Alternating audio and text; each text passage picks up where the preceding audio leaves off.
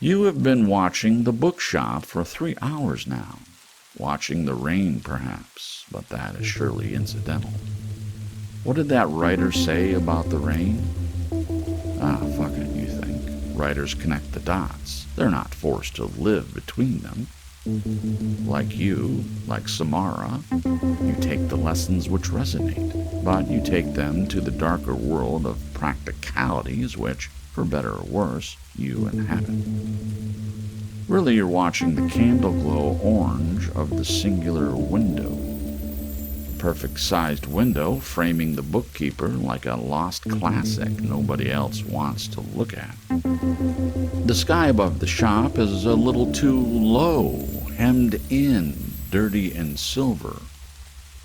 Every so often, water pools too much in the dip in the ornate awning, and this causes a slosh to slide into the pavement and explode like a watery supernova. There is little variation between this, the bookkeeper's movements between the shelves and the counter, adjust his lamp, ornate, take regular sips from his coffee, which seems bottomless, and adjust something on the out-of-sight shelf above the counter, a clock perhaps. You try to remember from your only face-to-face. People pass by the window on the street side, but not many. One black dog, disheveled even before the rain came, was the most exciting thing to happen. Your car is too warm, and the CD, once a favorite, started to annoy you an hour ago.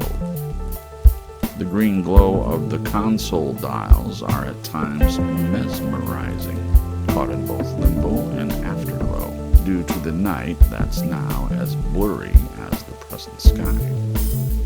You've been on this case for 3 months now, but it seems longer. This case has also been on you, and your mind hates them both. You would have liked to have dedicated more time to it, but time has been limited. In fact, you feel like time is being pulled down the cosmic drain, like the water gushing into a grate by your front tire. The doomsday clock, isn't that what they call it? You shiver, top off your coffee, and notice that there is a moon tonight after all. But it's that kind of dying sun moon, defiant silver on the cusp of night. You shiver again.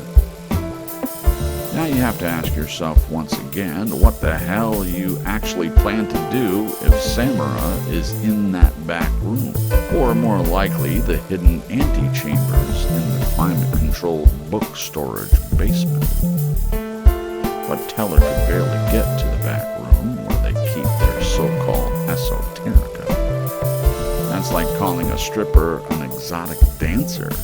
At least based on the few clear shots that Teller did manage to fire off with his antiquated but handy spy cam gizmo. He thought he saw an outline cut into brick, partially obscured by books, which could be one of the so-called hidden rooms, but also said could just be a substantial settling crack. Couldn't get close enough to tell for sure. Said the whole place seemed as cracked as the bookkeeper's psyche, and the thing with hidden rooms is they tend to stay hidden, oblique, until all involved tumble into their respective void or grave. The bookkeeper has been on your radar since around the time of the Felial case on the very edge of the western part of Chinatown. They didn't really call it that anymore, but like misnamed sex workers, those things have a tendency to defy categorization and stick around. You shiver once again, a double barrel this time, and clench and unclench your fists. Did you take more thorium than you remember? You recall a double drop, followed later by another double drop, 4 in total. You suddenly realize that the car is silent, the music has stopped, but you have no idea when.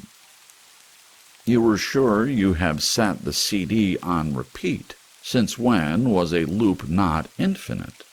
When a serpent finishes eating its own damn tail, that's when.